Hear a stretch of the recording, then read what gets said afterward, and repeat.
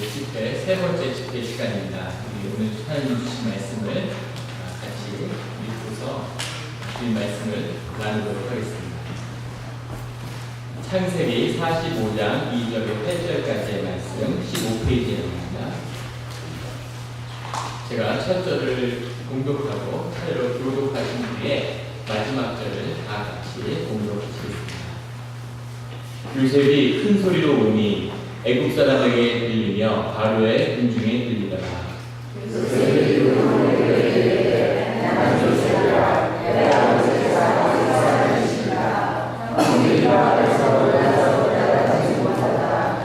요셉이 형들에게 이르되 내게로 가까이 오소서. 그들이 가까이 가니 이르되 나는 당신의 아우 요셉이니 당신들이 애굽에 판 자라.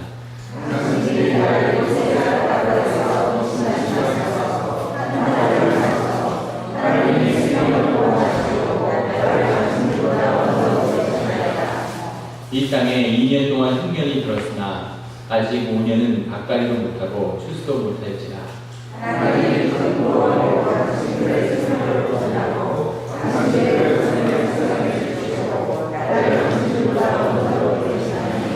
그런즉 다 같이 공동하시겠습니다. 그런즉 나를 이로 보내는 당신들이 아니요 하나님이시라.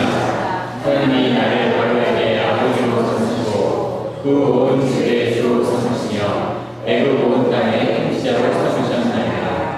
이어서 출애굽기 4장 24절로 26절까지의 말씀을 다 같이 공독하시겠습니다. 모세가 길을 가다가 숙소에 있을 때 여호와께서 그를 만나사 그를 죽이려 하십니다. 시포라가 그를 가다가 그의 아래 꼬리를 베어 그의 발에 닦아내었는데 당신은 참으로 내게 이 남편이로다 하니 여호와께서 그를 놓아주시니라. 그때 시포라가 이 남편이라 하면 할례 때문이었다. 다 같이 기도하시겠습니다. 하나님 아버지 감사합니다. 저희 오늘 주님의 인도하심으로 정말 주 안에서 많은 것을 깊이 만나고 나누었습니다. 주님의 은혜가 크신 것으로 인해 감사드립니다. 오늘 말씀을 나눌 때 더 깊은 주님의 진리가 임하게 하시고 주님의 영이 나아가서 우리의 마음을, 우리의 몸과 영을 다루시는 또 새로운 길을 여시는 주님의 놀라운 신비를 경험하는 이 시간 되도록 인도하여 주시옵소서. 감사드리며 예수 그리스도 이름으로 기도드렸습니다. 오늘 저녁 세 번째 집회 시간이 돼서 주일예배가 앞으로 그런 것 같아요. 멋진 강대살에 섰습니다. 100년 된 것 같죠? 오늘 어떠셨습니까? 제가 옆에서 지켜보고 지금 기도했는데 우리 영락교회 가운데 주님의 은혜와 사랑이 크구나 하는 것을 굉장히 깊이 느꼈습니다. 굉장히 좋은 일이 교회 가운데 앞으로 많이 있을 것 같아요. 주님이 그것을 위해서 많은 시간을 갖고 여기까지 인도해 오셨겠죠. 우리가 오늘도 보면 요셉의 통곡이 나옵니다. 또 모세의 말씀을 나누려고 하죠. 또 야곱도 통곡을 한 사람이죠. 우리가 아침에 시간이 많지 않아서 나누지 못했지만 야곱이 하나님을 깊이 만나고 하나님의 깊은 세계를 보고 아주 감격했는데 그 다음에 야곱에게 찾아온 것은 축복과 은혜가 넘치는 그런 길을 여신 것이 아니라 그 다음 기다리는 삶은 14년간의 종살이였습니다. 14년 동안 종살이를 했는데 주님의 말씀이 임하고 주님의 크신 은혜가 우리에게 임하는 한 가지 부탁을 말씀드리겠습니다. 굉장히 지치고 힘드시죠? 하루 종일 아침부터 새벽 기도부터 지금까지 아주 힘드셨을 겁니다. 그런데 우리 발을 모두 내리겠습니다. 그 다음에 더우시죠? 저도 덥고 아주 더우실 것 같아요. 그런데 우리 모기 때문에 창문도 못 열고 그런데 우리 부채질은 하지 않도록 하겠습니다. 저를 위한 게 아니에요. 제 강약은 누워서 들으시라고 하겠어요. 그런데 저희가 주님의 이름으로 모여서 주님의 말씀이 선포되는 것입니다.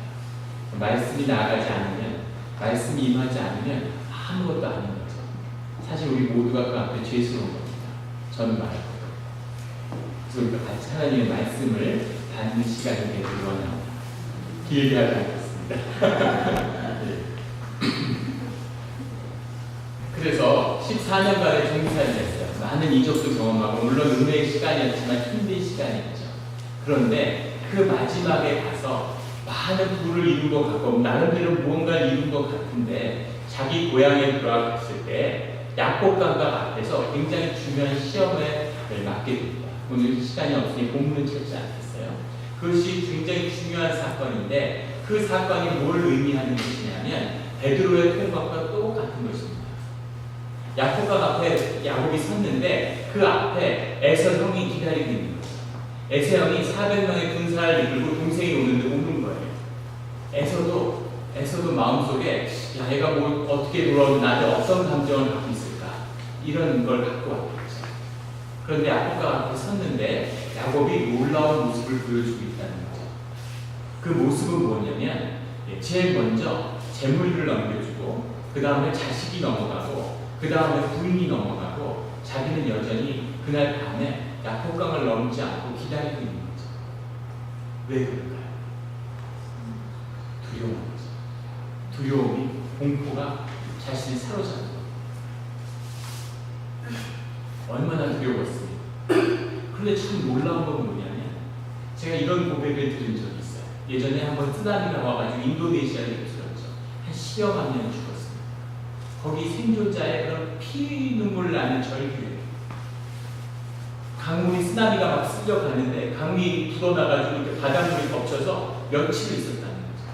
전봇대 같은데 온 가족이 매달렸다. 거기 매달렸는데 가족을 구해주고 싶고 자기 자식을 도와주고 싶은데 자기 하나 살기도 힘든 거죠. 그래서 거기 이렇게 매달려 있는 거죠.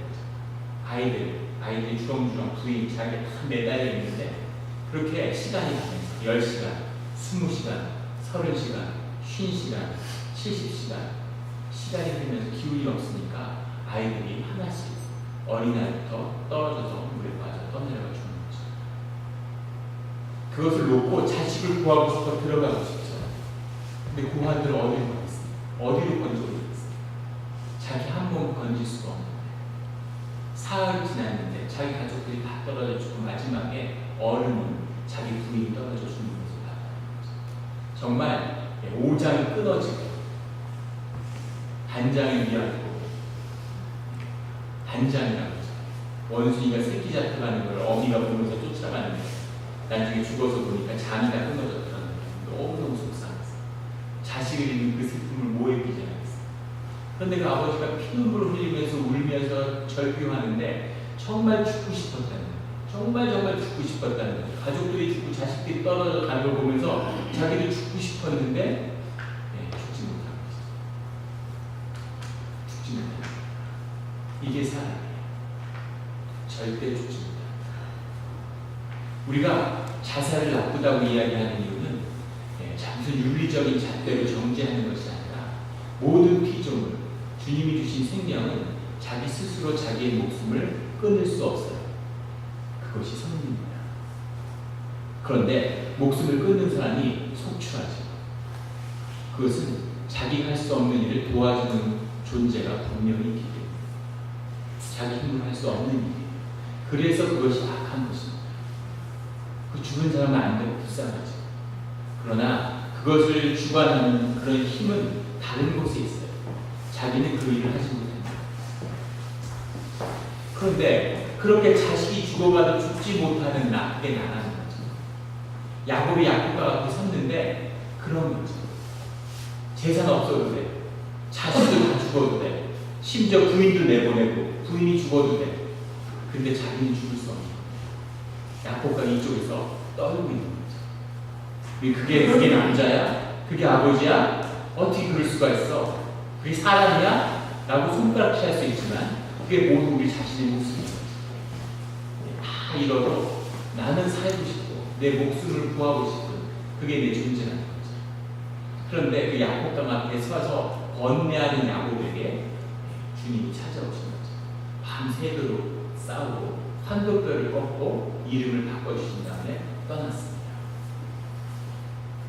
끝까지 주님과 맞서 싸우고 환도표를 치신 주님이 그의 이름을 바꿔서 새로운 삶, 이제 야곱이 아니라 이스라엘을 살아라 하는 새로운 삶의 길을 여신 거죠. 그 의미는 무엇이었을까요? 그리고는 야복강을 건너갑니다. 이제는 주님과 함께하고 어디든 주님과 하나가 됐다고 하는 그런 구원이 임한 것이죠. 그런데 야곱이 환도뼈를 꺾었다는 의미는 아주 심오한 것입니다. 마치 야곱이 주님을 만난 다음에 거지가 된 것처럼 그 베델이라는 그곳에 가서 한없이 돌베개를 베고 자는 그런 모습에서처럼 환도뼈를 꺾었다고 하는 의미는 아주 큰 의미가 있어요. 이것은 마치 베드로에게 주님이 나타나셔서 네가 나를 3번 사랑하느냐고 물었다. 베드로의 통곡과 같은 것입니다. 환도뼈 꺾은 주님은 이제 야곱의 인생을 꽉 틀어 잡으신 거죠. 이제는 아무 걱정이 없는 거예요.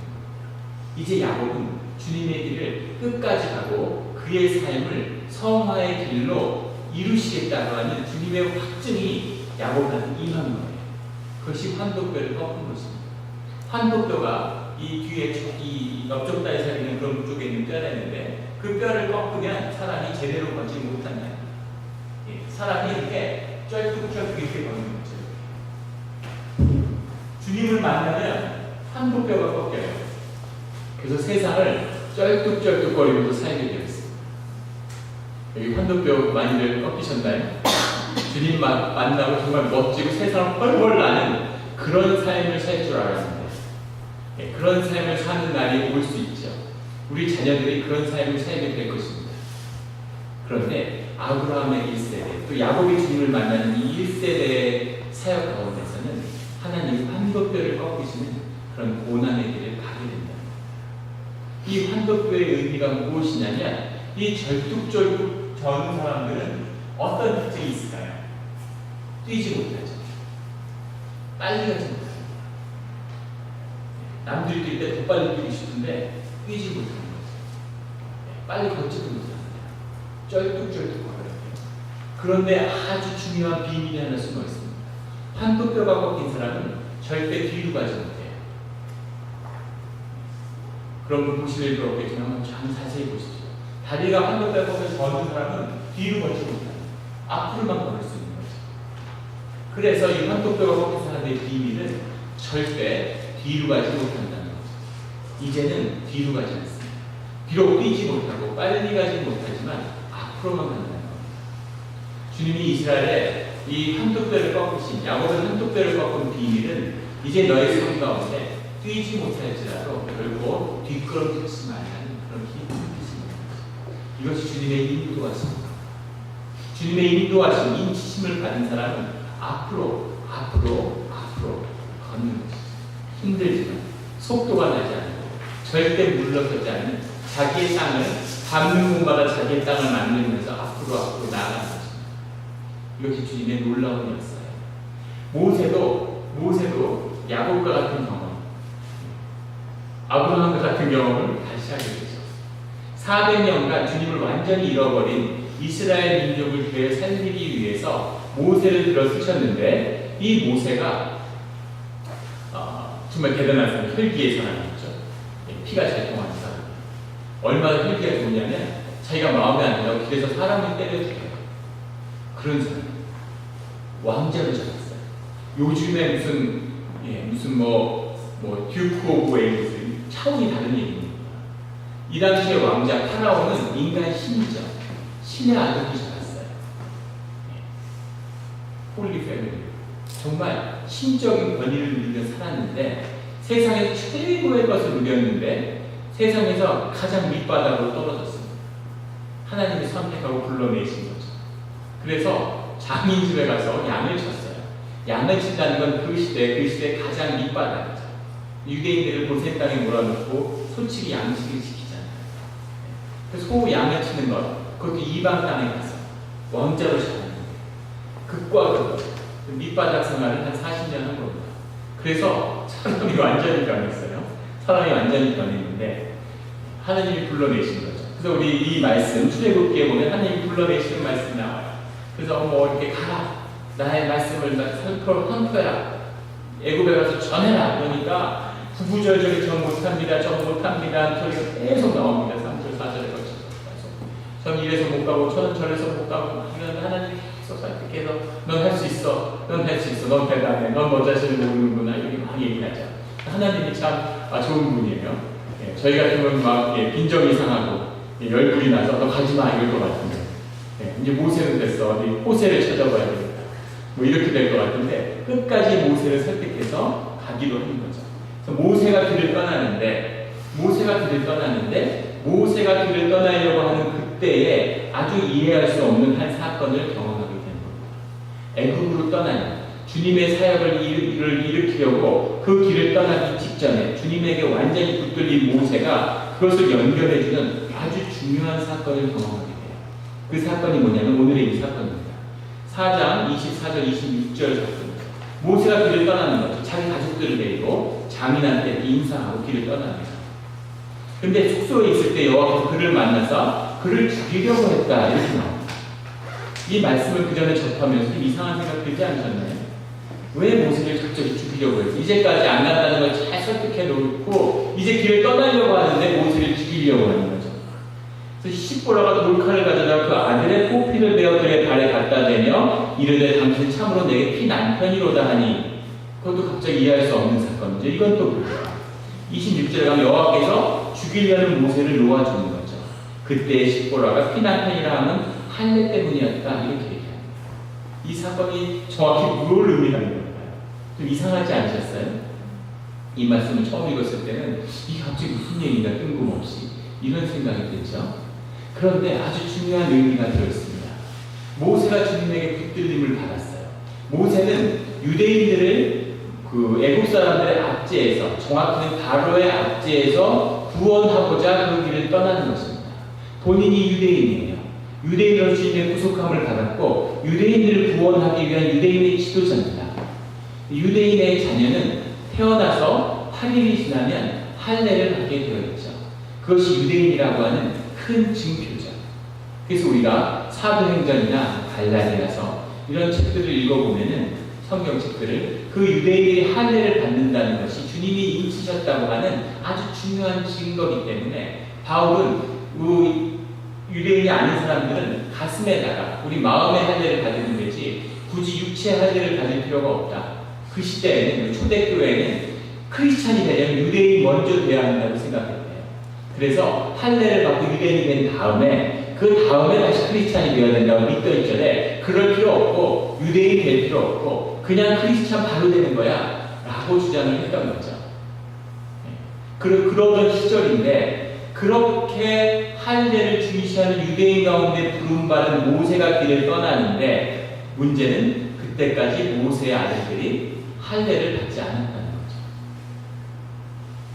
이것이 무엇을 의미하겠습니까? 모세는 왜 자녀들에게 할례를 베풀지 않았을까요? 아버지가 영 권위가 없는 거죠. 처가살을 했어요. 그냥 처가가 아니라 미디안의 제사장입니다. 이방 종교의 제사장을 하는 그 집 딸한테 장가가서 지냈어요. 그러면 유대의 양식을 따랐을까요? 미디안의 그런 양식을 따랐을까요? 사실 내가 아버지인데 아버지를 따라가야 될 것 같은데 차마 모세의 형편에서는 처갓집에 거부살이하고 있는 모세의 형편에서는 그 일을 할 수가 없는 거죠. 눈치가 보이는 거죠. 그래서 시침 뚝딱 그냥 넘어가고 부인 눈치를 보는 거죠. 근데 우리가 여기서 볼 수 있는 것은 모세가 유대인이 먼저 되어야 하고 가족이 유대인으로서 회복되어야 한다는 사실을 몰랐을까요? 모르지 않았을 겁니다. 하나님이 그것을 요구하신다는 것을 말씀하지 않으셨을까요? 그 앞에 온갖 그런 얘기를 다 하셨는데 알고 있었을 거예요. 자, 그럼 모세가 그 얘기를 자기 부인이나 자기 가족들에게 했을까요? 안 했을까요? 했을 겁니다. 그런데 부인이 그 얘기를 뒷등으로 안 듣는 거죠. 모세의 권위가 하나도 없는 겁니다. 내가 어쩌다가 손도 고상하고 얼굴도 잘생기고 내가 얼굴을 반해가지고 결혼은 역시 남자는 능력인 거예요. 저 인간이 40년 동안 처가살이 할지 누가 알아요. 내 평생 친정아버지, 친정어머니 눈치 보면서 살았는데 아마 식고라는 그런 마음이었겠죠.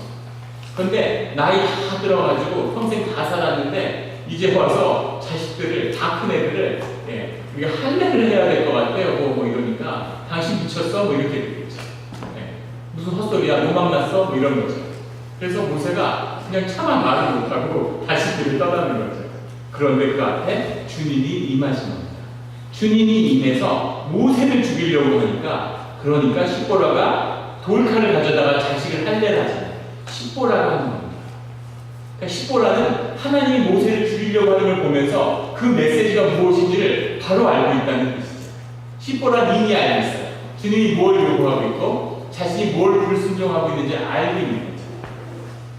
그래서 바로 돌칼을 가져다가 아들의 포필을 베어서 그 발에 갖다 대고 남편이 피남편이다. 남편이 유대인이고 우리 가정이 유대의 가정입니다. 우리가 이스라엘 민족입니다. 라고 하는 고백을 통해서 비로소 이 순간에 가족들이 이제 유대의 가족으로 이스라엘의 가족으로 회복이 되었다는 거죠. 이게 그 사건입니다. 그리고 나서 여호와가 모세를 놓아주고 그 다음에 길을 떠난 거죠. 보이시죠?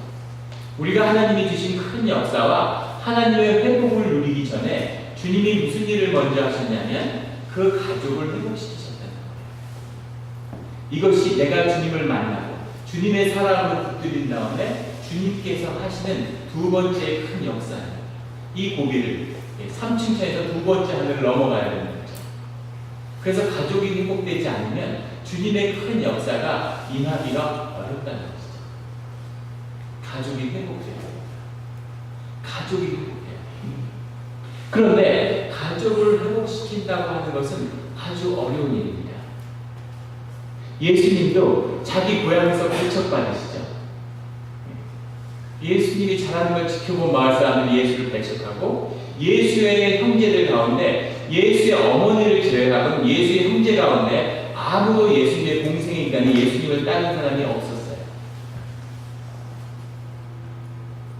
그만큼 이것은 힘든 일이죠. 물론 예수님의 십자가의 역사 이후에 우리가 예수님의 가족들이 회복됐다는 사실을 예수의 형제들에게서 보게 되죠. 초대교회에서. 근데 그것은 십자가의 역사 이후의 일입니다. 십자가의 역사를 통해서 또 하나님의 직접적인 개입을 통해서 가족을 회복시키셔야 되는데 이것이 구원을 이루어가는 주님의 아주 중요한 사역이라는 겁니다. 나를 구원하셨지만 가족을 구원하고 그 다음에 새로운 가족으로서의 교회를 이루어가는 하나님의 구원의 역사가 다 이루어져야 가장 근본적인 나의 구원이 완성되는 거예요. 그래서 가족을 회복시키셔야 됩니다. 아침에 말씀드렸죠? 우리 아버지 이야기를 나누다가 다 못 나눴는데 아주 깊은 이야기죠. 아버지가 회복돼야지 모세가 아버지로서 그 가정에 바로 서야지만이 모세의 사역과 그 가정을 통한 주님의 사역이 같이 일어나는 거죠. 그래서 가정이라고 하는 것은 하나의 그릇이에요. 그 그릇을 이루어가는 겁니다. 그 그릇의 조각조각을 다 이루셨지만 그것이 하나로 이렇게 만들어져야지 주님의 축복을 이렇게 부으시면 그 그릇에다가 그 축복을 담는 것이죠. 그 그릇이 이루어져서 그 축복을 담아야 그것이 유업이 되는 겁니다. 그것이 뿌리 내릴 수 있는 거예요. 그것이 열매를 맺게 됩니다. 그래서 가족의 회복이 반드시 이루어져야 돼요.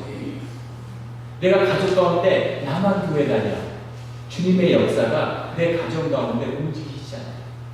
주님은 인격이시기 때문에 멱살 잡아 끌어서 이렇게 하지 않으십니다. 내가 싫어. 가족에서 싫어. 그러면 조용히 물러나시죠. 물론 우리가 기대감을 갖고 주님을 청하시면 다시 오시죠. 그러나 주님이 우리를 온전히 붙잡기 위해서 우리는 그릇을 만들어야 됩니다. 제가 저희 집사람을 96년에 일본에 유학할 때 제가 문구성 장학생으로 선발해서 일본에 유학을 갔었는데 같은 장학생으로 선발해서 일본에 공부하고 있던 집사람을 일본에서 만났어요. 그래서 그 일본에서 연애를 했습니다. 일본에서 연애를 했는데 사람의 그 감정이라는 것이 얼마나 무서운지 동경이 아주 도시가 별로입니다. 그래서 동경에서 연애를 했잖아요. 제가 다니는 학교가 신주쿠에 있었는데 신주쿠에서 많이 데이트했죠. 그래서 거기가 좋은 거예요. 기억 속에 아주 좋은 곳으로 남아있고 다시 가보고 싶은 곳으로 남아있어요. 연애를 했습니다. 그래서 제가 저희 집사람의 마음을 끌기 위해서 저희 집은 저는 원래 저도 전공도 동양 철학이었고 또 하나를 하던 집이었기 때문에 저희 집안 전체에서 예수를 믿는 사람이 제가 처음입니다. 교회 처음 나갔어요. 저희 집사람한테 마음을 살려고 저희 집사람은 이제 모태신앙 교회에서 자랐죠. 그래서 교회를 계속 나갔습니다. 교회를 따라 나갔는데 무슨 교회 관심에서 나가는 게 아니라 주일날 교회가 하루 종일 교회에 있으니까 교회에 따라가서 예배가 끝나면 바로 데리고 나오기 위해서. 그래서 11시에 되면 1시 반 극장표를 딱 끊어가지고 그래서 끝나고 청년부에 가야 되는데 내가 영화 또 사놨는데 뭐 이런 식으로 하는 거죠. 따라다녔어요. 그래서 연애를 하는데 결혼을 하려고 하니까 이 교회 목사님이 반대하는 거예요. 그래서 제가 굉장히 충격을 받았어요. 저는 그런 걸 경험해 본 적이 없으니까 아니 무슨 부모가 반대하는 것도 아니고 형제가 반대하는 것도 아니고 무슨 목사가 반대를 해. 그게 저렇게 뭘 의미하는지 잘 몰랐어요. 근데 저희 집에 교회에서 자라서 목사님이 반대를 하니까 굉장히 힘들어하는 거예요. 그래서 자꾸 이제 막 힘들어하고 주저하고 그래서 이게 보통 일이 아닙니다. 이해할 수 없고 받아들일 수 없지만 현실이니까. 그래서 제가 목사님한테 장문의 편지를 썼습니다. 그 교회에서 다닌 거죠.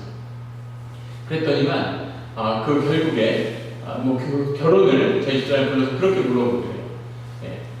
결혼을 원하면 해도 좋지만 그럼 네가 정말 10년을 피눈물로 기도할 준비가 돼 있냐, 각오가 돼 있냐 이렇게 묻잖아요. 집사람이 아무 철이 없으니까 각오가 돼 있다 그렇게 얘기를 하고 결혼을 해서 피눈물을 흘리는 거죠. 저는 그때 도저히 이해를 못했는데 그 다음에 제가 이제 교회에서 사역을 하면서 청년들 가운데 결혼을 하는 자매들이 있죠. 나이가 35 넘어서 그렇게 청년을 어렵게 교회에서 데려오는데 좋은 자매가 한국에 넘쳐납니다. 좋은 형제가 거의 없어요. 대한민국 기준이죠. 그래서 결혼하기가 어려우니까 형제를 데려오고 근데 교회에 안 되는 형제를 데려오는 겁니다. 그런데 제가 그것을 흔쾌히 승낙할 수가 없는 거예요. 저도 반대를 하게 됩니다. 아직 앞으로 무슨 일이 일어날지 결혼을 한다는 게 무언지를 모르기 때문에 그냥 대충 결혼해서 잘 살면 되지 않을까 생각하지만 결코 그렇지 않다는 겁니다. 그렇게 가족을 만든다는 건 어려운 거죠. 저희 집사람은 신앙의 1세대가 아니기 때문에 그 부모와 그 또 조부모의 세대에서 많은 신앙의 것들을 다 겪었어요. 그것을 이루어낸 거죠. 그래서 자녀에게 깊은 뿌리를 내렸습니다. 그런데 저와 결혼을 했기 때문에 저와 한 운명이 된 거죠.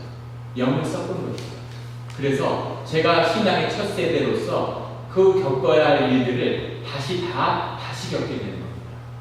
그래서 저희 집안 가운데 있어야 할 일들, 그 뿌리 깊은 악의 뿌리들을 다 뿌리 뽑는 주님의 역사가 일어나기 위한 그런 연단을 새롭게 받아야 했던 거죠. 그래서 결혼을 쉽게 하는 것이 아닌 겁니다. 그래서 그 아버지가 가족으로 온전히 서지 않으면 그 가족이 회복되지 않는다는 거죠. 그래서 역설적으로 가장 마귀가 강하게 공격을 하고 역사하는 곳이 어디냐면 바로 가족을 깨는 거예요. 부부를 깨고 부모 자녀를 깨고 형제를 이간질시키고 이것이 마귀가 하는 거죠. 그것이 주님이 주시는 주님을 축복을 계속 부르시는데 그것을 간직하고 담고 누리지 못하게 막는 제일 좋은 방법은 그 그릇을 깨버리는 것이기 때문입니다. 그래서 우리는 그 그릇을 온전히 이루어야 됩니다. 그 그릇을 온전히 이루어야 되는데 거기에 이 아버지가 바로 서야 한다는 거죠. 하나님을 만나고 하나님을 통해서 내가 아버지로 온전히 있음을 받을 때 내가 아버지를 용서하고 아버지와 화해할 수 있게 되는 거죠. 저는 아버지를 좋아하지 않았습니다. 아버지는 전혀 모르시겠죠? 저 그런 티를 낸 적은 없어요. 5남매의 막내로 자랐는데 아버지는 할아버지로 낳았지만 종손이었어요. 할아버지가 양자를 들어오셨습니다.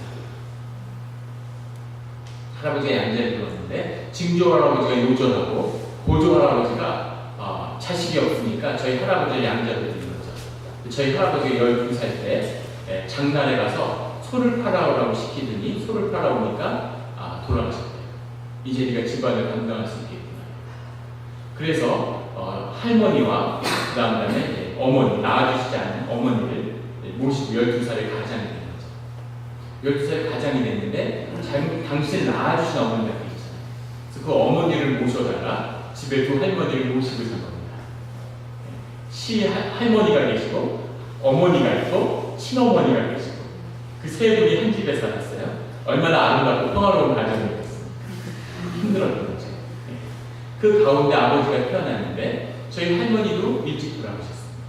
12살에 할머니가 돌아가시고 아버지가 살 때 집을 나오셔서 자수성가로 사셨어요. 중학교 때 초등학생을 아르바이트를 가르치고 고등학교 때 입주가을 중학생을 가르치고 그래서 제가 아버지한테 물어봤죠. 아버지 진짜 굉장한 가을 선생님이라고 하고 그러니까 아버지 말씀이 중학생을 실력 있어서 뽑는 집이 어디 있냐. 그냥 그 집에 데리고 있으면 없는 것보다 나으니까. 그래서 가정교육을 어떻게 해야 되냐면 아침에 일어나면 집안 청소 싹 다 해놓고 신발 정리 딱 놓고 시간 나면 그 주인 아저씨 구두도 쫙 닦아놓고 그러면 그 녀석 괜찮네. 별거 살고 있으면 괜찮다. 그저 내 동생처럼 따르고 당연히 공부는 잘해야 돼. 이럴 때 입주가을가 가능하다는 거죠. 그런 삶을 사셨어요. 마음에 아무 여유가 없으신 거죠. 절대 실패하면 안 되는 분이었던 겁니다. 실패를 용납하지 않고 실제 당신 인생에 지금까지도 단 한 번의 실패도 없었노라고 그렇게 자부하시는 분이었어요. 그러니까 자녀들이 얼마나 힘들었겠습니까? 한 예를 들면 이런 겁니다. 동해안에 놀러 가려 있어요, 바닷가에. 다 누나들이 시집가고 모이기로 했는데 아버지가 11시에 출발하겠다고 하는데 큰 누나가, 우리 5남매 중에 큰 누나가 11시 10분에 왔습니다.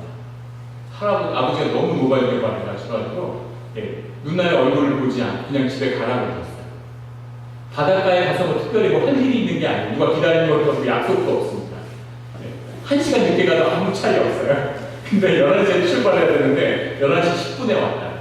그래서 그러지 마시라고 막 그래가지고 차를 가는데 한 가족이 공고차 한 대 다 타고 가고 누나만 자기 차를 뒤로 따라왔어요. 그런 분, 강한 분이죠. 자식들이 많은 아픔이 있었습니다. 근데 제가 잊지 못하는 것은 저희 인생의 큰 불행 중에 하나인데 저희 집이 다 공부를 잘했어요. 어머니도 아버지도 외갓집도 누구의 영향인지 모르겠는데 다 수대 집안이라고 불렀습니다. 다 공부를 잘했어요. 근데 제가 태어나서 본 사람 중에서 가장 머리가 좋은 사람이 저희 형입니다. 형제들이 내려갈수록 점점 공부를 잘하는데 저희 형제에 가서는 이상한 일이 벌어졌죠. 완전히 난리나요. 계속 노는데 계속 공부를 잘합니다. 그래서 나중에 고등학교 가니까 전국 모의고사를 봐도 만점을 받고 매일 춤추러 다녀요. 독서실에 같이 간 사람이 이제 1년 차인데 밤이 되면 이렇게 백구두 같은 거 딱 숨고 춤추러 다닙니다. 독서실이 다 탈선을 온 상황이죠. 그러면서 한 10시쯤 되면 이제 춤추러 매일 나가는데 저보고 야, 뒷일은 알아서 잘 수습해라 이러고 떠나는 거죠. 그럼 제가 12시쯤 돼서 집에 가면 어머니가 안 주무시지 않고 기다리고 있어요. 그래서 제가 12시에 들어오면 어머니가 저를 보고 넌 형은 어떻게 하고 너만 왔냐 물어보시는 거죠. 그럼 제가 형은 공부가 좀 잘 되는 거랍니다. 이렇게 말하면 어머니가 혀를 끌고 차시면서 너는 언제나 형처럼 되네 이렇게 얘기하십니다. 그래서 공부를 잘해요. 집에서 아주 뭐 종손이 이렇게 떠받는 거죠. 그런데 제가 고등학교 1학년 근데 제가 항상 차별을 받고 늘 부모의 관심을 받지 못해도 그 이유는 오직 한 가지 형이 공부를 잘하기 때문이다 이렇게 믿었죠. 저도 아주 못하진 않았어요. 꽤 잘했는데도 형이 너무 잘하니까 그랬는데 고등학교 1학년 중간고사를 봤는데 제 일생에 가장 시험을 잘 봤고 형이 일생에서 가장 시험을 못 본 게 크로스오버가 된 거죠. 그래서 제가 그 시험에 전교 1등을 했는데 저희 형이 전교 9등을 했습니다.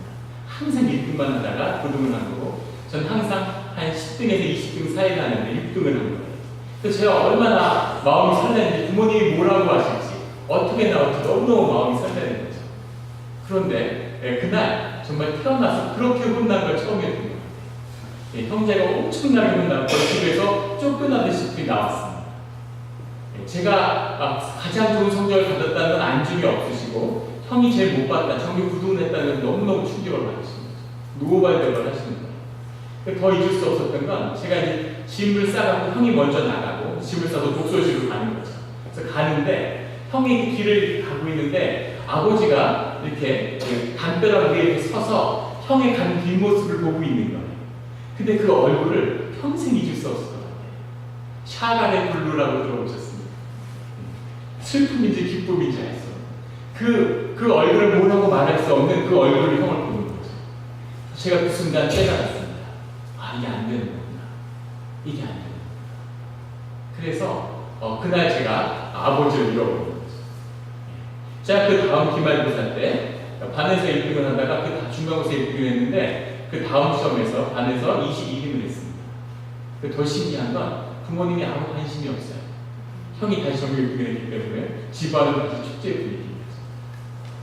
근데 그 이야기를 잊혀졌다가 저를 다시 아프게 했던 건 창세기를 읽는데 아벨과 가인의 이야기가 나오잖아요.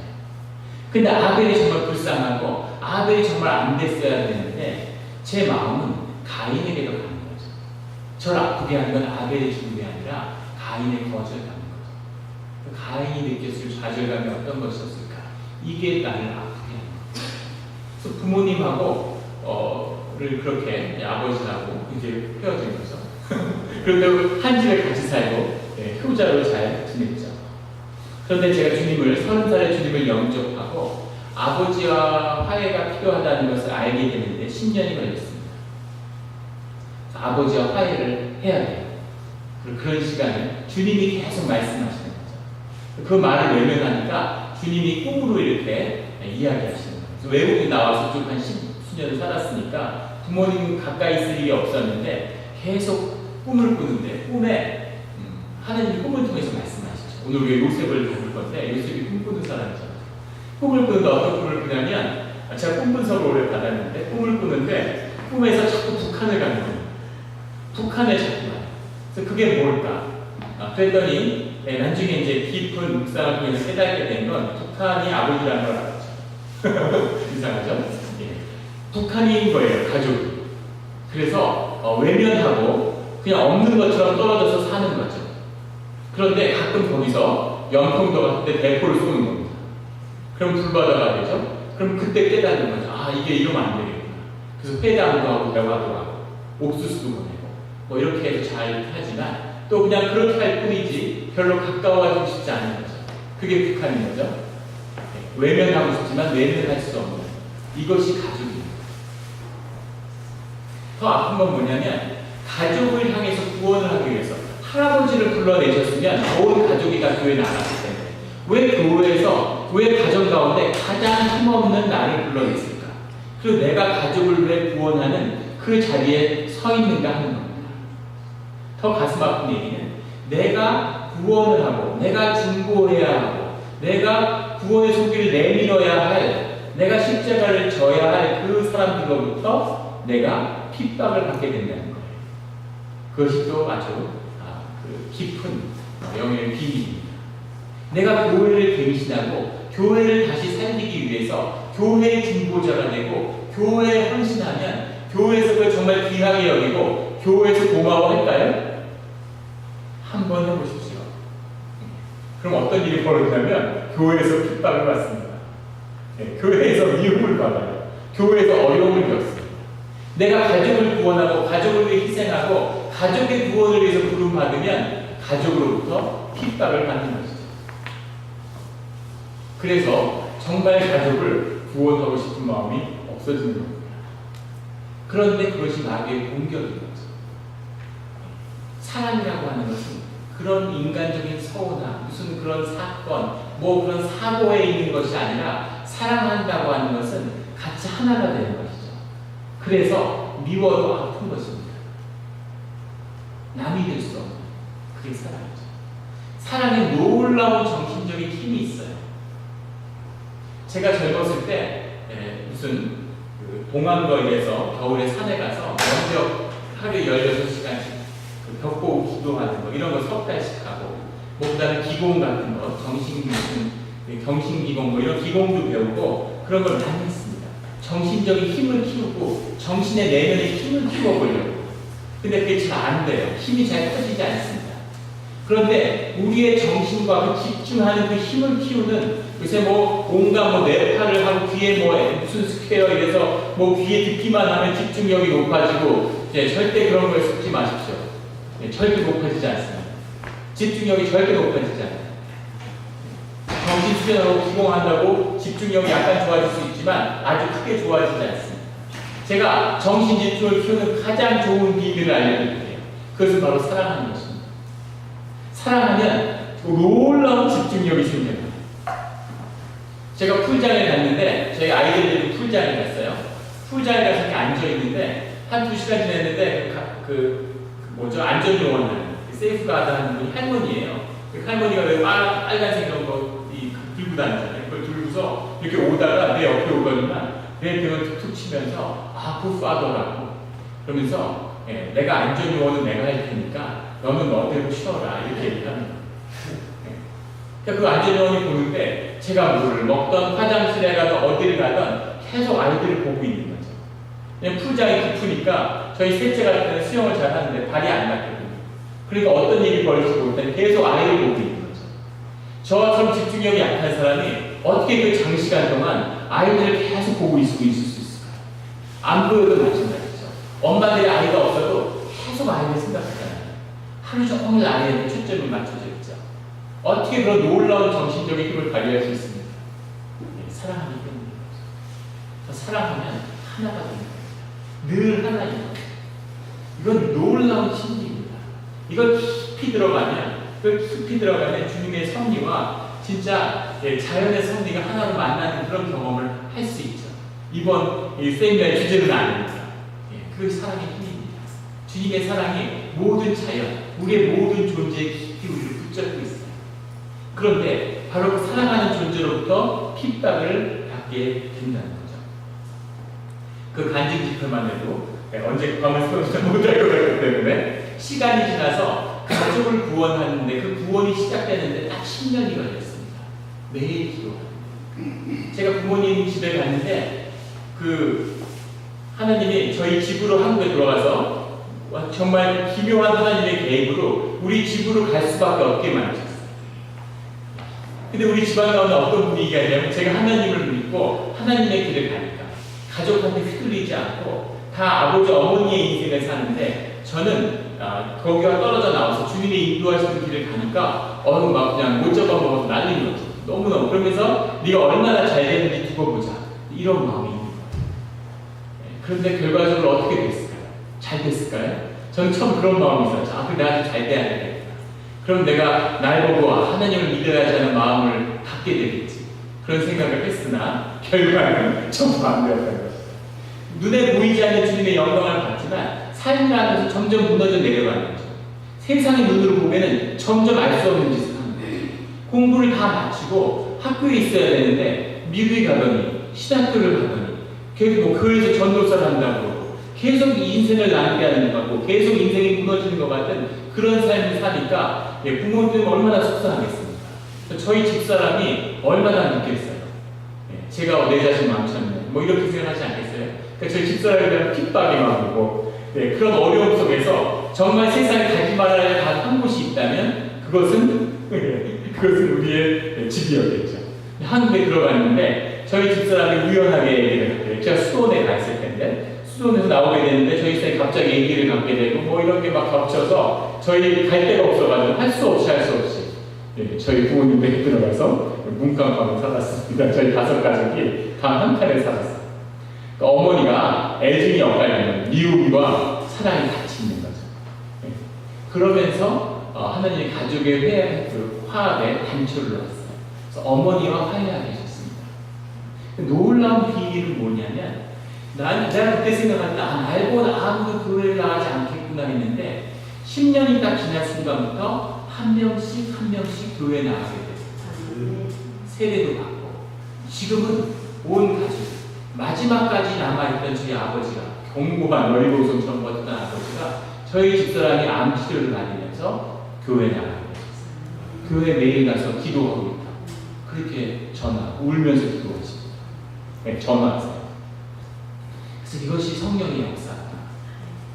내가 하는 것이 아니었어. 근데 내가 낮아지고 내가 아무것도 할 수 없는 그 자리에 주님의 역사가 일어나는 겁니다. 그래서 나의 에고가, 나의 자아가 다루어져야 돼요. 베드로처럼, 야곱처럼, 요셉처럼.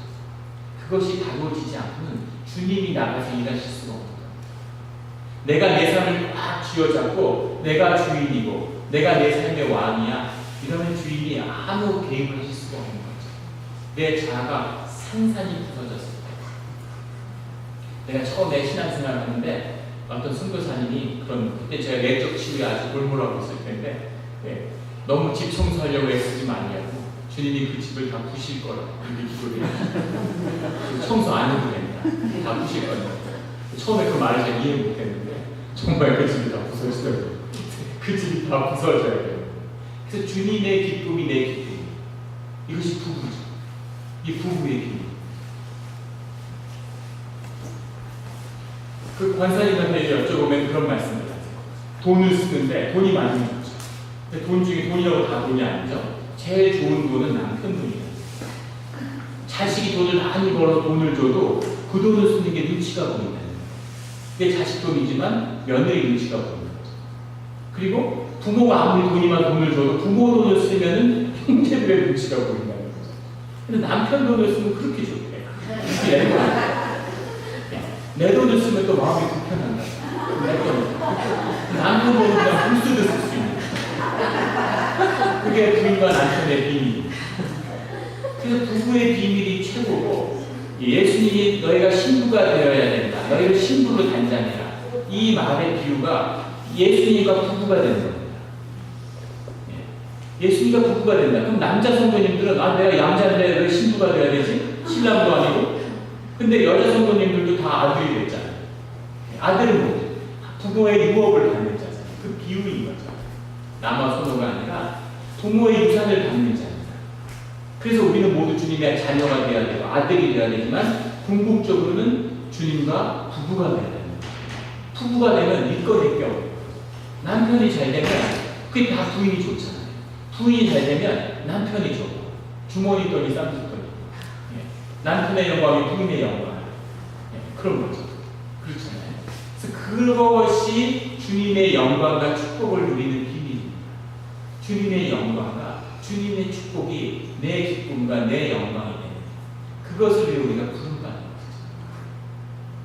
주님의 놀라운 축복을 경험하게 됩니다.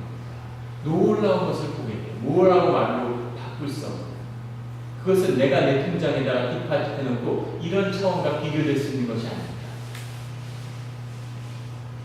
돈을 갖고 있는 게 무슨 축복입니까? 쓸 수 있는 게 축복이지. 물수도 쓰는 그런 삶입니다. 한국에 있을 때 제가 그 사역을 잠깐 했던 교회 목사님, 이름 대부분 다 아시죠? 그 목사님이 큰 사역을 많이 하셨어요. 대단한 분 같지만 아무것도 없습니다. 근데 그분이 사역을 하는데 이렇게 하는 거예요. 우리가 뭐 어디다가 병원을 하나 지을까? 성교지에다가 어디다가 뭐 큰 교회를 하나 지을까? 그래서 그거를 이제 기도하면서 준비하는 거죠. 그걸 위한 기도 모임을 갖고 중보 모임을 갖고 막 그래서 저는 뭐가 좀 준비가 돼 있는 줄 알았어요. 아무것도 없는데 병원을 질 학교를 질지 고민 땡겨나올 건 없습니다. 그것이 크리스천의 능력인 것이. 그래서 그걸 다 기도해서 주님의 뜻을 구하기만 하면 그때부터 주님이 움직이시니까 그 뜻을 구하고 협력하면 주님이 길을 여신다는 거죠. 그런 담대함과 그 당당함이 있어요. 그래서 진짜 병원을 지어요. 아무것도 없었는데. 그런데 정말로 놀랍게 돈이 부어지고 사람들이 모이고 그래서 그 일이 결국 이루어지는 거죠. 그걸 누가 하겠습니까? 주님이 하시는 거죠. 근데 그걸 사람이 아니에요.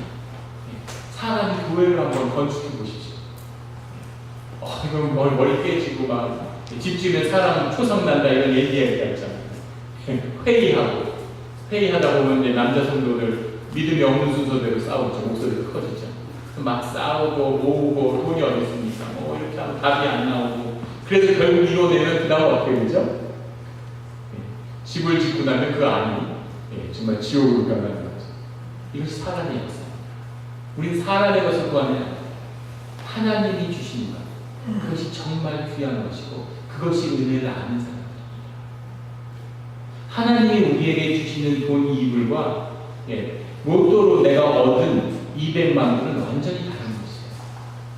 같은 지폐에다가 물감 칠해져 있던 같은 돈이 아닙니다.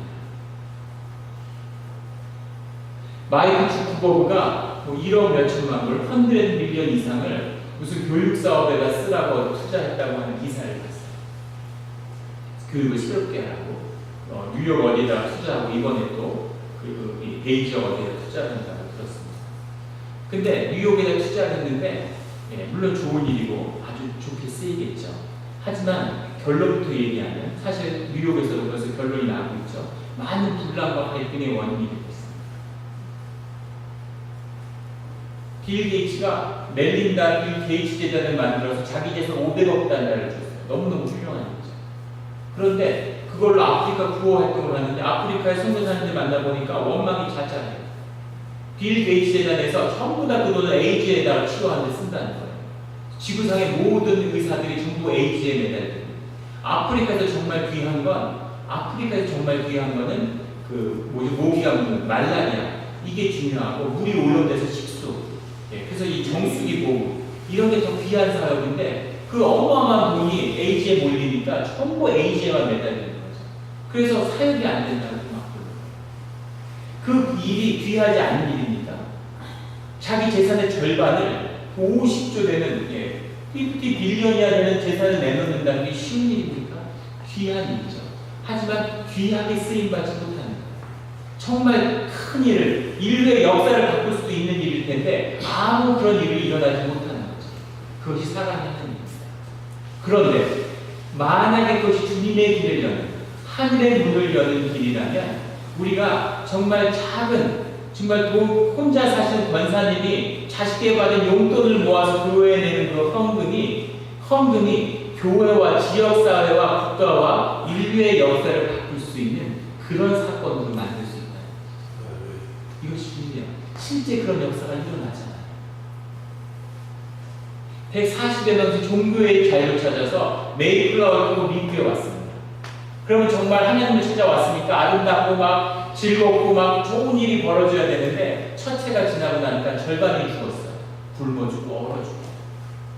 그 기록에 다 나오잖아요. 자기 아이들이 40여 명이 죽었습니다. 그 아이를 부모가 묻는 거죠. 하나님 찾아서 축복의 땅을 찾아왔는데 하나님이 인도하셨는데 자기 자식이 굶어 죽어서 걔를 묻는 부모의 마음이 어떤 것이겠습니까? 정말 하늘에 대고 삿대질을 하고 저주를 하고 죽고 싶은 그런 마음 아니겠어요? 그런데 그곳에 주님이 함께 하시는 거죠. 거기에 주님의 답이 있는 겁니다. 우리가 이 과주순의 가장 마지막에 나눌 사박국의 말씀이 하시는 그것이죠. 그 깊은 주님을 만나는 거죠. 그래서 그 처참한 상황에서 첫째로 살아남은 사람들이 감사의 예배를 드린 거예요. 그 감사의 예배가 오늘날의 이북을 만든 겁니다.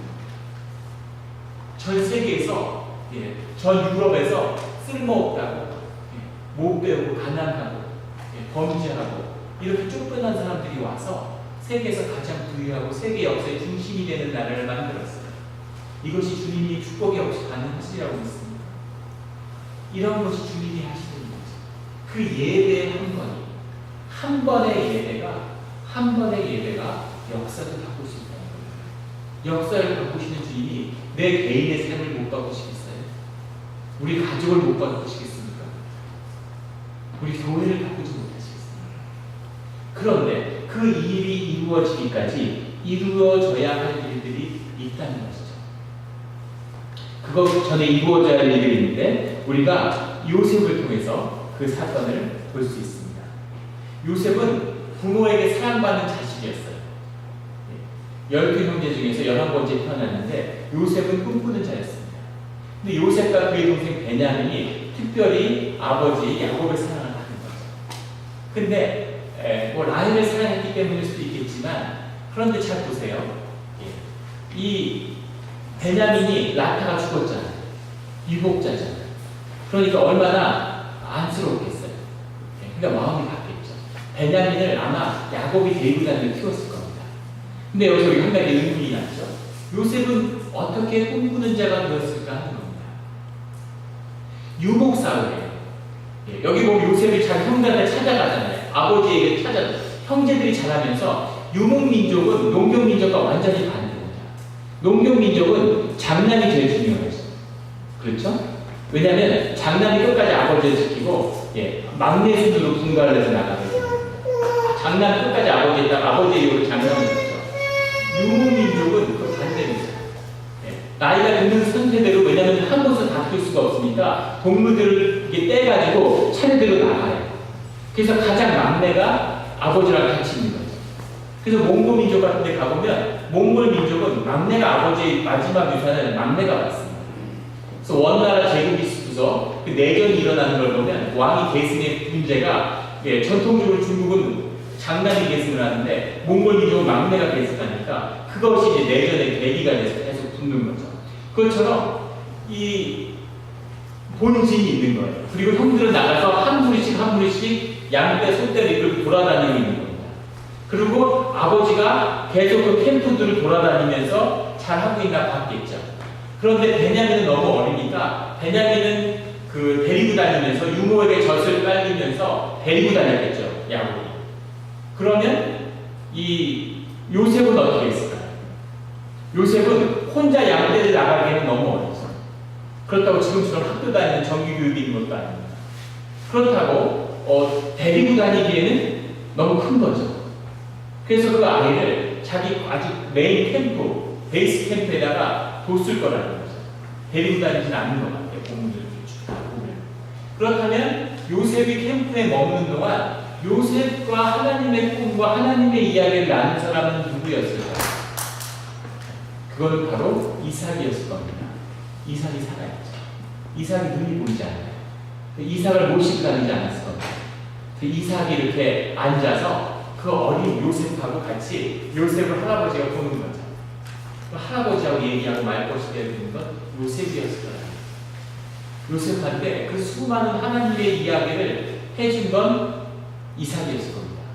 이삭이 요셉에게 이 얘기 저 얘기 해주는 거죠. 너희의 할아버지, 증조할아버지 아브라함이 있었을 때 너희의 증조할아버지가 나를 죽이려고 했잖아. 너 그 얘기 들었니?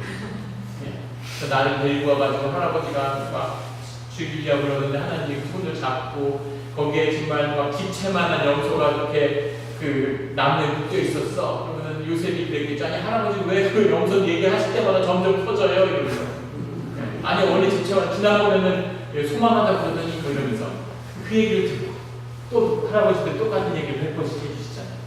그 얘기를 듣고 들으면서 그 신앙의 유산을 물려받은 사람이 요셉이었을 거라는 거죠. 요셉이 그 12 형제 중에 신앙의 유산을 물려받았다는 거예요. 그리고 그 꿈을 통해서 주님이 계시를 주시죠. 그가 유업을 잃을 자라는 것이 분명해요. 그런데 그 다음에 닥쳐오는 것은 계속 보이시죠? 야곱의 인생에서, 모세의 인생에서, 그 누구의 인생에서 다 보이는 어마어마한 시련을 경험하는 거예요. 그러면서 하나님의 그릇을 만들 수 있는 하나님의 그릇이 되어가는 거예요. 하나님의 축복을 담을 수 있는. 그래서 계속 시련을 겪죠. 시련을 겪지만 주님의 은혜가 함께하지 않는 것은 아니에요. 오늘 그 말씀은 지금 시간이 다 찾지 않겠습니다. 그가 감옥에 갇혔어요. 보디발의 아내가 유혹을 합니다. 보디발의 아내 유혹을 하는데 이 요셉이 인간의 지혜가 있는 사람이면 슬쩍 넘어갔을지도 모르죠. 보디발의 아내와 바로의 경호대장이었던 보디발의 아내와 눈이 맞았으면 어떤 일이 벌어졌을까요? 사랑과 전쟁, 요셉 편 이런 게 나왔겠죠. 그럼 아마 보디발의 아내가 자기 남편 보디발을 복살했을지도 모르죠. 그리고 요셉을 남편으로 맞아서 아주 떵떵거리며 행복하게 잘 살았더라. 해피리 에버레프터를 끝났을지 몰라요. 그런데 그것을 거절하고 누명을 쓰게 되죠. 그리고 감옥에 있는데 또 그 간수지를 맡게 되고 하나님이 형통의 길을 여셨다. 이런 말씀이 그 안에 나옵니다. 형통의 길을 여셨대요. 형통의 길을 여셨다고 그러고 우리 한번 제가 잠깐 찾아서 이렇게 찾지 않으셔도 됩니다.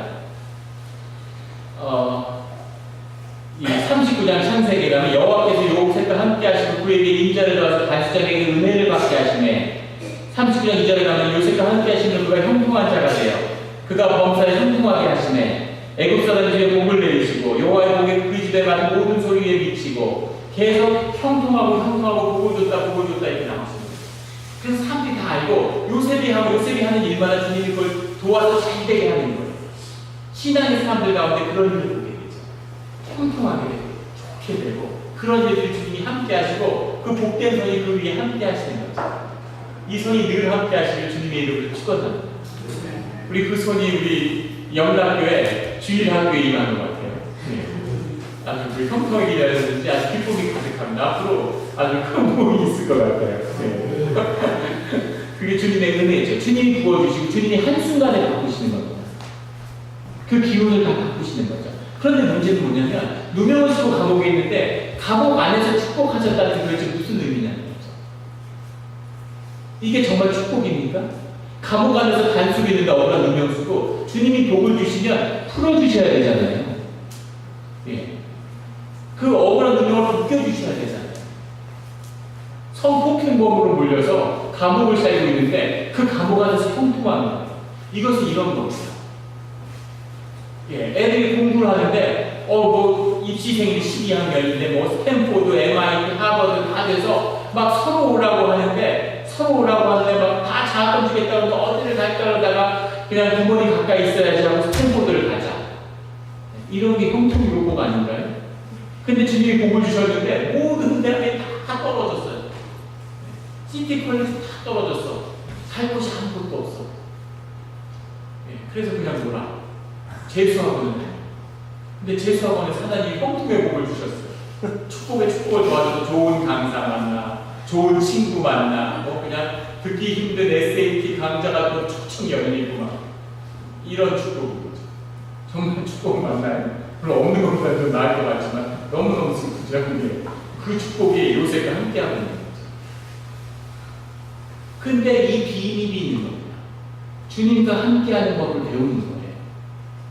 길을 잃지 않고 뛰쳐나가지 않고 주님의 손 안에서 주님과 깊이 동행을 해서 주님과 하나가 되는 비밀이죠. 사랑을 하게 돼요. 주님과 깊이 교제하는 비밀을 이런 데서 배우는 겁니다. 사람들이 거들떠보지 않고 사람들에게 사랑받지 못하고 사람들에게 주목받지 못하는 자리에서 하나님과 교제하는 거죠. 보이지 않는 것을 보게 하시고 보이지 않는 것과 만나게 하시고 보이지 않는 소리를 듣게 하시는 거죠. 형통의 길의 비밀을 깨달아 알게 됩니다. 이 보이지 않는 것을 보는 비밀을 이런 곳에서 배우는 거죠. 보이는 것이 나를 유혹하고 사람들이 나를 사랑하고 귀한 곳에 이끌리고 이러면 보이지 않는 것을 추구하는 사람이 누가 있겠어요? 저희 집사람이 암에 걸렸는데 정말 하나님이 형통의 길을 여시는 것 같아요. 정말 우리에게 복을 주시려면 아픈 걸 낫게 해주셔야 되잖아요. 아픈 걸 낫게 해주시지 않는데 그 외 모든 것에서는 정말 하나님의 곳곳에 넘치는 은혜를 경험하게 하십니다. 정말 이를 다 말할 수 없는 그런 은혜가 있었습니다. 감사하는 거죠. 그 안에서 감사해요. 그래서 요셉은 완전히 새로운 사람이 되는 거죠. 요셉이 완전히 새로운 사람이 되었다고 하는 그 증거가 이 40절 말씀에 나옵니다. 놀라운 것입니다. 창세기 40장에 무슨 얘기가 나오냐면 거기 두 관원이 바로의 술 따르는 관원과 떡 대접하는 두 관원이 들어와요. 그런데 그 두 사람의 꿈을 풀이해 줍니다. 그래서 나가서 한 사람은 다시 복권이 되고 한 사람은 죽게 되죠. 그런데 술 맡은 관원이 복권이 되면 요셉을 불러주겠다고 약속을 했는데 안 불러줘요. 그래서 또 2년을 감옥에 있게 됐습니다. 굉장히 자제스럽겠죠. 이번엔 나가는 텐데 날 불러주면 될 텐데 어떻게 나는 있을까? 왜 술 대접하는 관원은 술 대접하는 관원이라고 하급 관리가 아닙니다.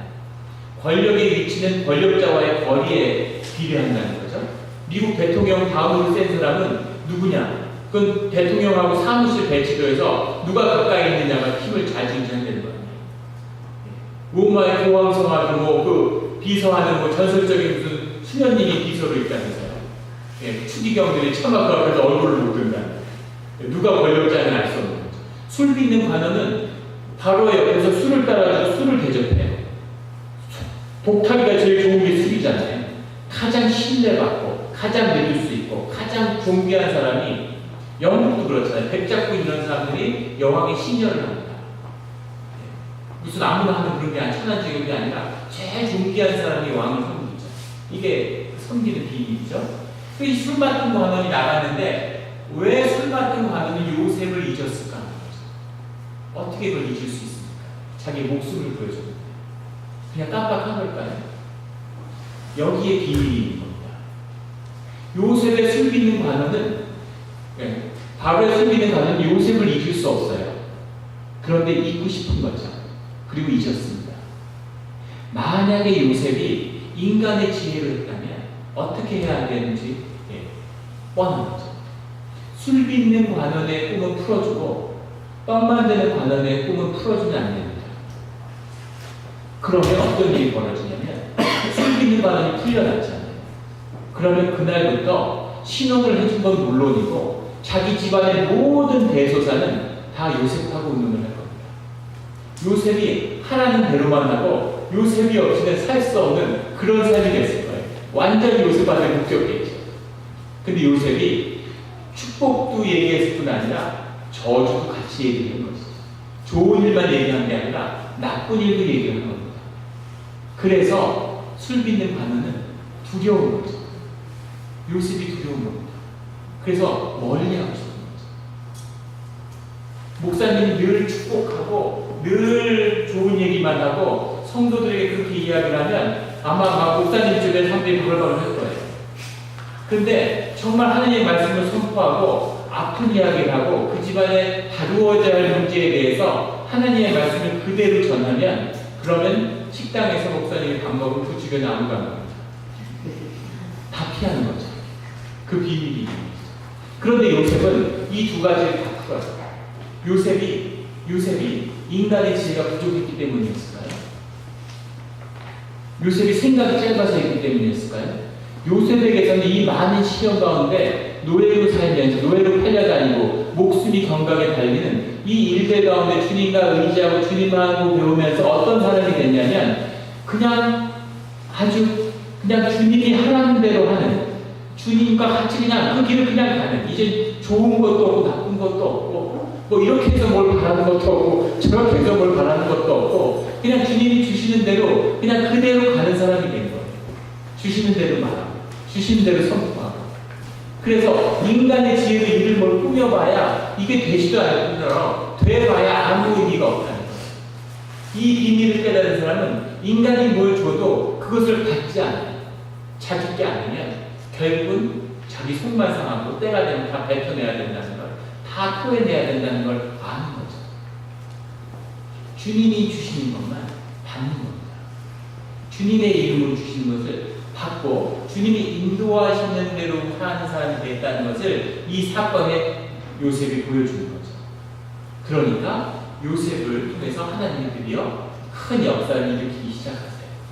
그래서 애굽의 지배자로 요셉을 세우는 거죠. 그래서 애굽을 구원하고 유대 민족, 이스라엘 민족 전부를 구원하는 사역의 그 중심에, 그 구원 역사의 중심에 요셉이 섰는데 그 요셉에게 똑같이 이루어져야 하는, 반드시 되어야 하는 일이 하나 남아있는데 그게 바로 가족과 화해하는 일입니다. 그게 남아있죠. 형제들이, 물론 배다른 형제들이긴 했지만 형제들이 자신을 죽이려고 했어요. 그리고 돈을 받고 노예로 팔았습니다. 남이 그래도 용서가 안 되는데 형제들이 그런 일을 한 거죠. 그리고 자기의 혈육인 베냐민도 그러지 않았을까? 죽이지 않았을까? 팔아먹지 않았을까? 이런 의심을 품고 평생을 산 겁니다. 이 분노를 풀어야 하는 것이죠. 이 분노를 용서해도 이 분노를 가지고 있으면 이 분노가 이 불길이잖아요. 분노가 불이죠. 이 분노에서 에너지를 좀 내기도 하지만 이것이 자기의 삶을 파괴하는 거예요. 분노는 굽은 칼과 같다고 그러죠. 그걸 뽑는 순간 자기를 먼저 찌릅니다. 자기의 사랑입니다. 그 칼을 품지 않으려고, 자기 자신을 죽이지 않으려고 그 감옥 밑에서 자기 형제들을 수백 번 용서했겠죠. 그런데 용서가 되지 않고 또 살아서 죽고 또 살아서 죽고 이런 계속된 아픔을 경험했을 겁니다. 또 설령 용서를 했다 하더라도 그 한 번 있었던 깊은 상처와 아픔이 없어지는 것이 아니죠. 도자기 사실 붙였는데 거기 선이 이렇게 남아있잖아. 그게 아프게 하는 거죠. 제가 수도원에 잠깐 가 있을 때 수도원에 같이 있었던 펠로우를 하던 자매가 있는데 그 자매가 아버지를 뭐 용서하고 그래서 아버지 하나님을 만나기 위해서 아버지 때문에 많이 힘들었는데 결국 하나님을 만나고 아버지를 용서하고 근데 아버지한테 맞아가지고 척추를 받았어요. 그런데 아버지를 용서하고 미워하는 마음이 없는데 비가 내리는 거죠. 날씨가 찌뿌둥하고 비가 내리면 허리가 그렇게 아프다는 거예요. 허리를 아픈 이유가 아버지 때문이죠. 그러니까 그 아픔이 밀려오면 다시 아버지 생각이 나고 힘들어지는 거죠. 형제가 어렵습니다. 그때 요셉이 오늘 요셉의 말씀을 보세요. 요셉이 형제들을 만났는데 큰 소리로 울죠. 그 안에 쌓였던 울음이 터지는 겁니다. 사람들 있고 바로도 들릴 수 있는 궁전에서 큰 소리로 우는 것. 내가 뭐 바로의 총리인데 내 신하들도 있고 나의 어떤 사회적 위상이 있지. 뭐 이런 것이 다 바뀌어진 거죠. 자기 에고가 다 깨져버리고 큰 소리로 우리 안에 큰 소리로 우는 그 울음이 임해야 됩니다. 교회 가운데 큰 통곡이 그 통해하는 울음이 있어야 가족들 교회를 거듭나는 거예요. 요새 큰 소리로 우는데 바로의 군중에 다 들리는 거죠. 3절에 가서 요셉이 형들에게 이르는데 내가 요셉이다. 내가 요셉입니다 하고 얘기하고 큰 소리로 우는 거죠. 형들은 당황하는데 형들 안에 엄청난 두려움이 있었겠죠. 5절에 뭐라고 얘기하냐면 당신들이 나를 이곳에 태웠다고 해서 근심하지 마소서 한탄하지 마소서 하나님이 생명을 구원하시려고 나를 당신들보다 먼저 보내셨습니다. 나를 이곳에 우리 민족과 우리 가족을 우리 형제들을 모두 구원하시기 위해서 하나님이 나를 당신들보다 먼저 보내셨습니다. 이렇게 얘기하는 거죠. 7절에 보면 하나님 큰 구원으로 당신들의 생명을 보존하고 당신들의 후손을 세상에 두시려고 나를 당신보다 먼저 보낸 겁니다. 라는 놀라운 고백이 임하죠. 그래서 8절에 그런즉 나를 이리로 보내기는 당신들이 아니고 하나님이셨습니다. 무슨 말이죠? 나이가 팔려왔는데 내가 너희를 팔려왔는데 나를 판 건 당신들이 아니고 결국 그 일을 모든 것을 이룬 것은 하나님이시고 하나님이 선하고 귀한 뜻을 이루시려고 그 일을 한 겁니다. 라고 하는 요셉의 놀라운 선포와 고백이 임하고 있는 거예요. 여기서 가족의 용서가 이루어지는 거죠. 하나님을 만나고 하나님의 그 큰 뜻 속에서 자기를 만났기 때문에 이것이 이루어진 겁니다. 이것은 합리적이지도 않고 이것은 이성적인 것도 아니고 이것은 말도 되지 않는 소리예요. 그런데 이것은 주님이 하시는 일이고 주님의 그 큰 신비입니다. 그래서 그 주님을 만나는 도대체 이런 억울한 일이 왜 우리 집에 이런 일이 있어야 되고 내가 왜 이런 일을 겪어야 되고 그 일과 그 아픔에 대해서 그 억울한 종 감옥살이와 그 노예의 삶에 대해서 누가 보상해 줄 수 있고 무엇으로 보상이 되겠어요? 애국 총리 됐다고 노예로 팔려가고 억울한 목살이라던 그 누명과 그 아픔이 씻어집니까? 그걸로 씻어진 게 아니라 그것을 씻을 수 있는 유일한 힘과 능력이 주님에게 있다고 합니다. 주님을 깊은 만남과 주님의 음성과 주님의 뜻 가운데서 자기를 발견하니까 그 안에서 가족과의 화해가 이루어지고 그것이 주님이 하셔야 할 일이고 주님이 이루어야 할 일이라는 것을 요셉이 발견하게 되는 거죠. 그 요셉이 놀라운 이야기를 하는데 나를 바로에게 아버지로 삼으시고 나를 이루어 보낸 것은 당신들이 아니고 하나님이시기 때문에 8절에 하나님이 나를 바로에게 아버지로 삼으셨다 이런 얘기를 합니다. 애굽의 총리예요. 바로가 인간 신으로 있죠. 자기의 생사 여탈권을 쥐고 있어요. 근데 요셉이 얼마나 담대하고 하나님의 사람으로서 자기가 어떠한 자존감을 갖고 있는 사람인지 한번 보세요.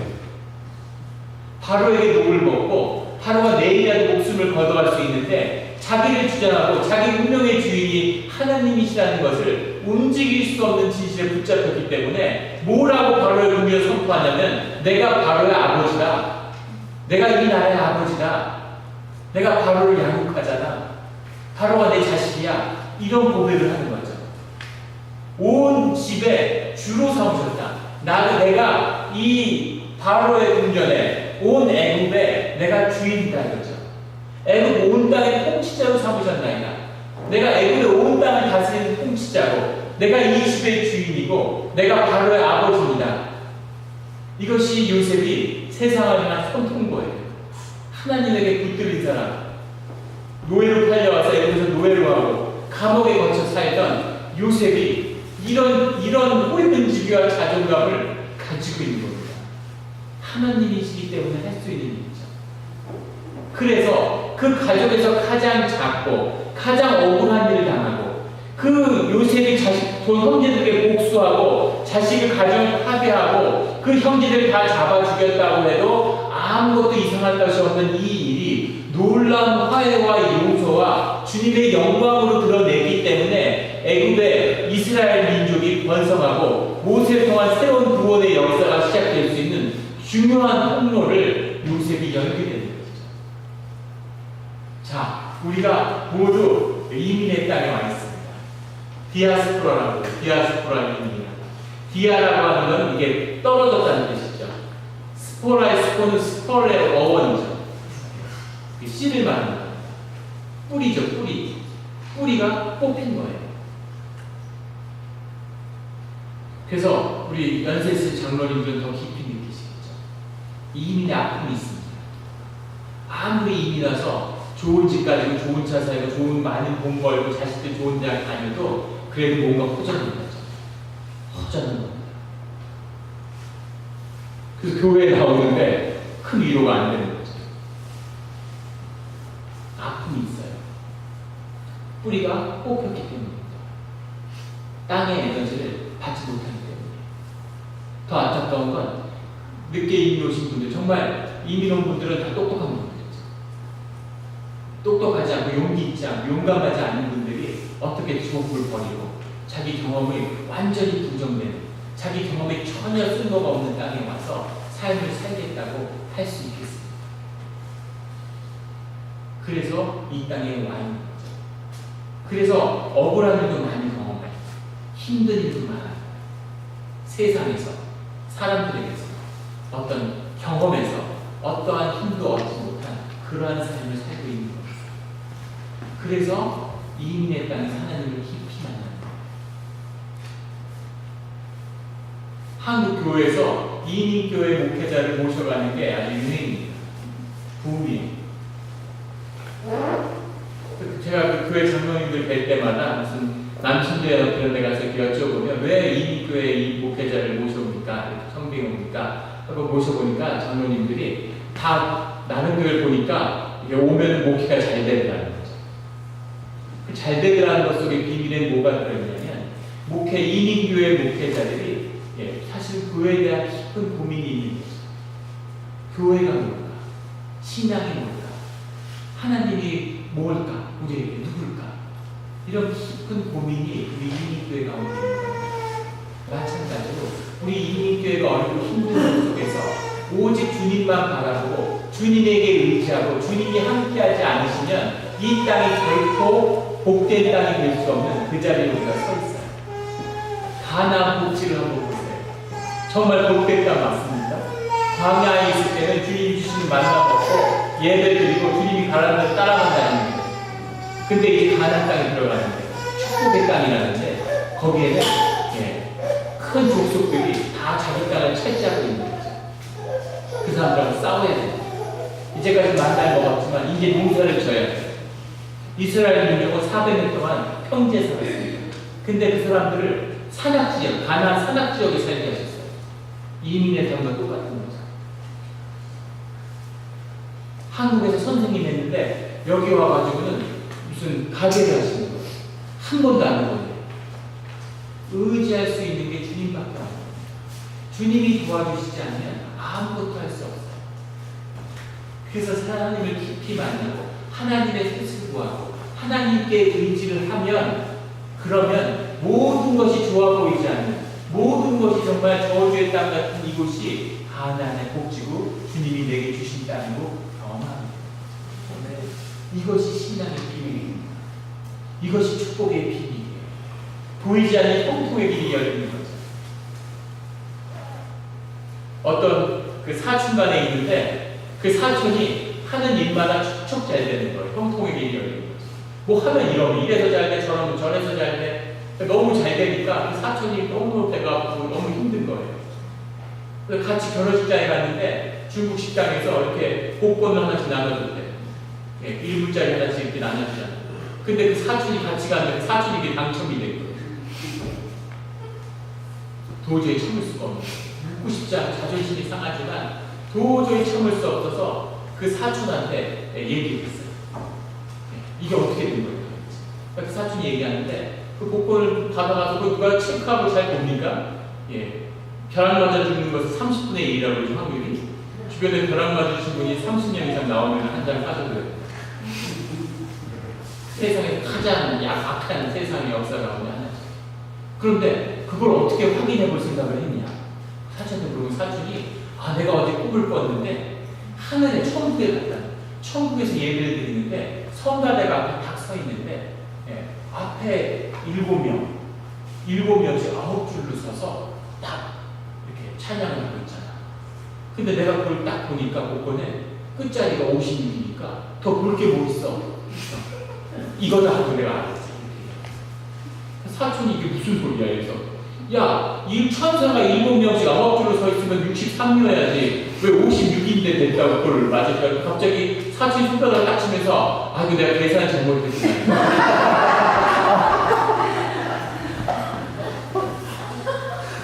이것이 보이지 않는 형통의 비밀.